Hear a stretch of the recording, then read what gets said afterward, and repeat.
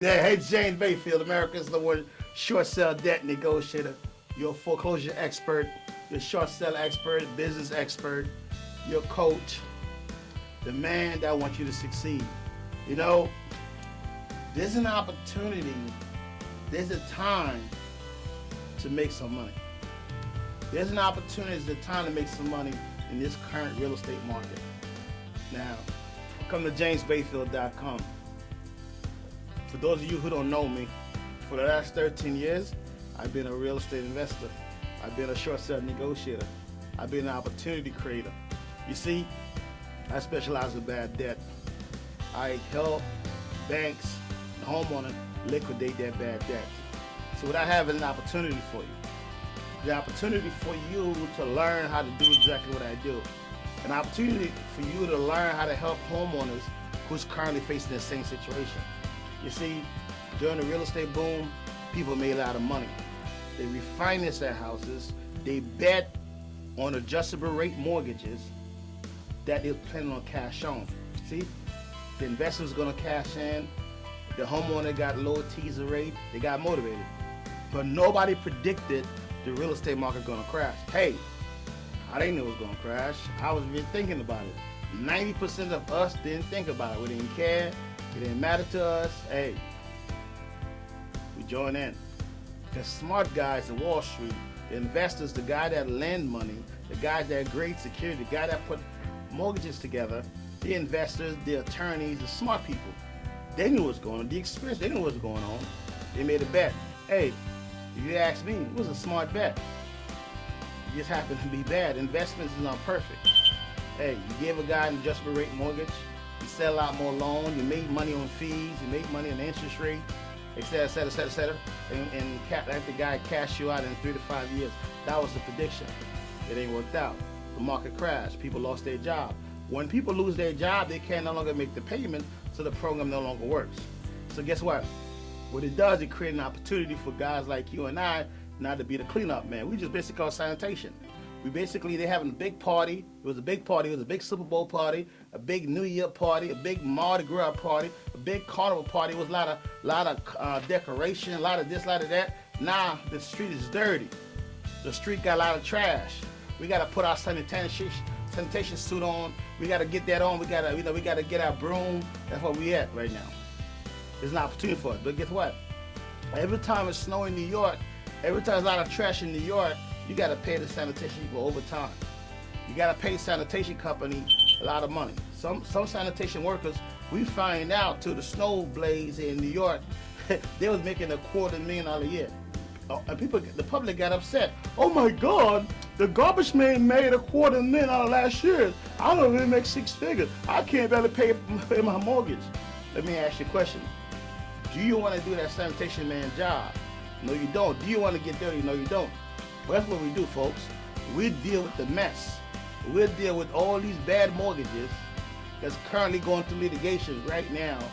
Right? It's currently going through all kind of paperwork and mess because, hey, it was a lot of trash. There was a big party going on.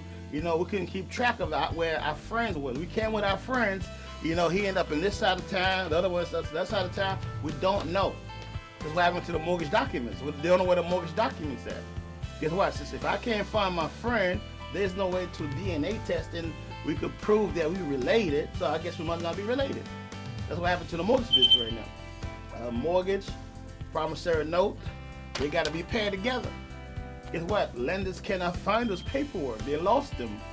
Because they lost them, so now guess what? Mr. Homeowner now have a legal defense say, hey, you don't have the other guy. What's going on? Where's the brother or the sister? I need them together. These are twins.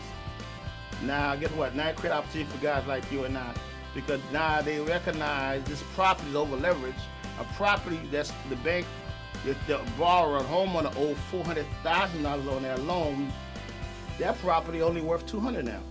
The bank got a dilemma because the bank got to follow regulation or go to jail. They got to follow laws or go to jail. Nobody wants to go to jail, so everybody got the government on their behind. So guess what? They can't even take a little piece offering that the home borrowers is offering them. Only thing they could do is liquidate. Because IRS is looking, the federal government is looking. So even though the homeowner sends a couple payments for, for a couple of dollars here and there, they got to send their money back because legally they can't take it. So there's an opportunity for you and I to come in to be the middle party to make a little bit of money. They know they need like licensed realtors to help them out. Because they need licensed realtors, they need real estate investors, they need consultants to come help resolve this issue. Because now guess what? Home Depot ain't making no money, Lowe's ain't making no money, the appliance stores ain't selling stuff. Guess what? Even Macy's not spending the money because what you think they did with all that money when they refinance? Every time the government gives consumers a $300 tax rebate, a check in the mail, which consumer love, what do you think they do with that money? They don't pocket it, they don't save it, they don't do none of that with it. They go spend that money at Macy's and Popeyes and McDonald's and everything else. So guess what? But that's how the system works. That's how our U.S. economy works. Because I'm assuming other countries work the same way, but that's how I know it works here. So people got to be constantly spending money. We got to spend money. We got to be making money. So here's my thing to you. My thing to you is this. I got a seminar coming up, right? April 13, 14, and some more seminars coming out online. I want to coach you. I'm a coach. I want to coach you how to help these people out, how to work with these lenders. I call it B2B and B2C, business to business, business to consumer. When you deal with the bank, it's a whole different situation. When you deal with a homeowner, there's different expectations. And the other videos I've created that you will watch down the line, you'll see that I require that you spend 2 hours with the homeowner to discuss their options. All right, so we don't have any misunderstood. So it's an opportunity for you to make some money in this thing. So if a bar currently owes $400,000 on a mortgage, all right, there's a few ways to make money in that situation. You could help them liquidate their mortgage, right, by a structure of buy and sell with an investor buyer or a retail buyer. The bank allows you to charge them up to 6%. Let's say you sell that property for $200,000. I'm in New York, I'm in the East Coast, I'm dealing with East Coast prices, possible West Coast prices. So prices in the West Coast, but if you're in a different marketplace, where homes in the $40,000, you could use the same formula because there's a formula they're using to calculate the numbers. It's all math. So let's say you charge the bank 6%. That's the maximum they allow you to charge on a $200,000 loan. You just made $12,000. Right now, the bank has streamlined the process. Right now, it's a good time to get into business because guess what? Some banks, only thing they require is that the bar be 90-day delinquent for them to get this process going. Some banks say, you know what, we'll do it right now. We'll go ahead and do a short sale right now because the property is upside down. So if you're interested in making $100,000 per year, all right, $100,000 per year. This morning, I created a spreadsheet just to break down what $100,000 per year look like. All right, on a weekly basis, that's $400. On a daily basis, that's $416 and some change. I'm going to go ahead and run it up for you. That's $417. What's some change? All right, that's what it is. So on a weekly basis, that's $2,000. So let me show you how to make $2,000 a week. Easy.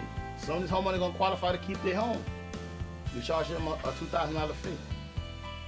It's called a loan modification. Collect the paperwork that's required, pay stubs, bank statement, hardship letter, tax return, 4506T, and their own documentation, proprietary form. You just made $2,000. All you gotta do from there, just process this stuff, follow up, and get it approved. Yep, I made it sound easy, but guess what? It is easy. But you gotta be consistent in your follow-up and give them the stuff they need. So to make $100,000 a year in this business, all you gotta do is just do 4 deals a month, 4 transactions on a weekly basis. 1 deal nets you $2,000. So if you net $19.23 and some change, 8 cents per week, 1 transaction. For you to make $2,000 per week? What do you have to do? You can't be sitting in your real estate office, man. You can't do that. You got to get out and shake your ass, man. You got to get out to the courthouse. You got to get your foreclosure list. You got to go knock on some doors. You got to put some pamphlets out. You got to go to some seminars. You got to go educate people so you can get this pipeline going. You understand what I'm saying? So if you want to make six figures in this business, the opportunity is here. Also, an opportunity for you to make money on a sale. So that's two opportunities. One, you can have them modify the loan. Two, you can have them sell a property. Two opportunities to get in. There's other ways to make money as well, but we're not going to complicate the situation. Because my goal and objective is for you to see the opportunity to make $100,000. Now, let's say you're in a different marketplace. You're dealing with low-end properties, low-end price, same formula. You might have to just do more. So how do you determine how big the market is? Go to your local courthouse. Look for the list, what we call list pending. See, what happened is when a borrower become delinquent, become default on the loan, we call that a breach. I'm a paralegal. We call that a breach. So the lender must bring an action in court, which we call a civil action for breach of contract. Breach of contract. Then they also have to attach to that as well. We call that a provisional remedy. That's 65, Article 65 provision. Notice the pendency. We also call that list pendants. You know it as a list pendant. That's Article 65 for New York State people, right? That's the law. So now they file a list pendant attached to with the summons and complaint that they file, which they must serve according to New York statute, New York code, pursuant to CPLR 308. That's the statute. They got to follow that to a T. Otherwise, the case can be dismissed if it's not strictly followed. You see, so you got litigation, right? You got litigation, right? And you got you got opportunity in litigation to make money. If you're a paralegal like myself, to help them out, because once they've been served foreclosure notice, they have to file an answer. If they don't file an answer within 30 days, they're in default. Then all kind of things can happen. Then they have to go to discovery. Then that's why it's not an area that you can make money. We call that forensics. We got a bunch of guys right now that's killing it right now in forensic. They're charging up to $35 per case. They challenging every document. See, when a borrower originated a loan, all the docs in there, all the paperwork, right, all that stuff get questioned. Truth in lending law to a T. All the elements of the law must be followed to a T. It can't be a penny up or penny down. So you bring your accountant to help you do the numbers until you master how to calculate this stuff. So there's a lot of opportunity, but I'm not going to teach you this stuff. I'm only going to teach you how to do short sale. All right, because this event is for realtors, property managers, people that help people liquidate properties. All right, it's fast. If you're in New York, you can make 20 grand. I just got a check for $20,000 a couple of days ago. All right, I give my partner half for helping me out. I just keep the rest. I keep on going. I keep the pipeline going. So listen, you gotta pay your bills as opportunity. All right, this is what I'm assuming that you already know.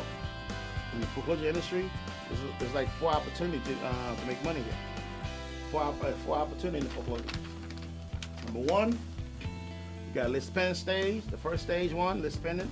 That's when the lender file lawsuits in the courthouse, make it public record. And with the list pending that we talked about, summons and complaint, and list pending and served by a licensed process server connected. All right. 2, if after a certain time frame, you gotta learn your state foreclosure laws timeline. In New York, a foreclosure can go on forever, at least a year or 2 years. If you're a good litigator, if you challenge everything to discover. But within a year, I probably can't go to auction. So you got a year to get this thing done. Maybe a year and a half. All right, that's auction. An opportunity to make money at auction as well. All right, opportunity to make money on the extras that's left over from the auction sale. Number 3, we have REO. When a property go to auction, doesn't get doesn't sold at the auction for a price that makes sense, the bank end up buying it back. It's called a real estate owned REO. And last but not least, redemption period. Not every state has a redemption period. New Jersey has it. I believe Georgia has it. You give the borrower an opportunity to reclaim back their property. Let me ask you a question, folks. If a property is over leveraged,